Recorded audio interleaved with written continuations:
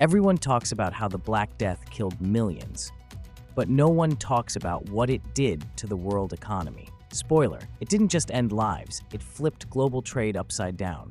So imagine this, half your city just vanished. Markets are empty, whole towns are wiped out.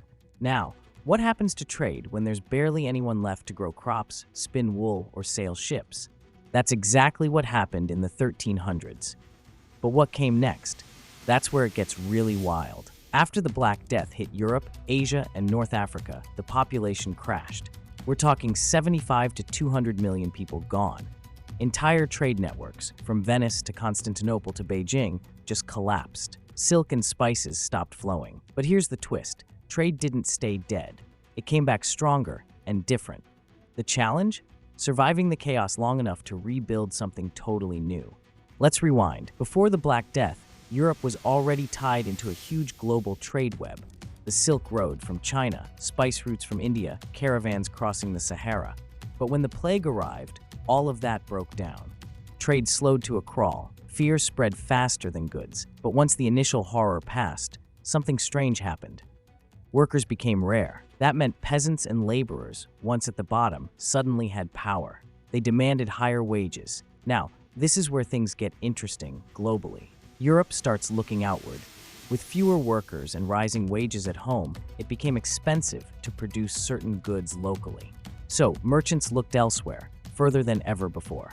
This laid the groundwork for the age of exploration.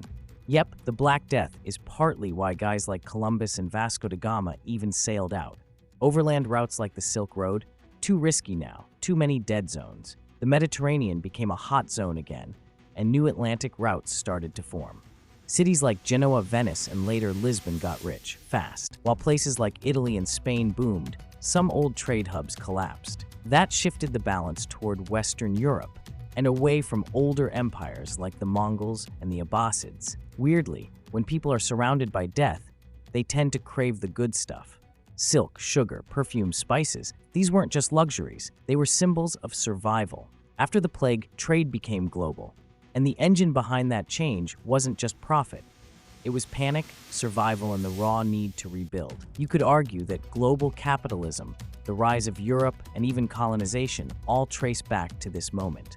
Trade collapsed, but then transformed. History isn't just about what we lost. It's about what we became after the dust settled. If you enjoy our journey, please like and subscribe to our channel. And if you like our content and want to support me, you are welcome to buy me a coffee. The link is in the description box below.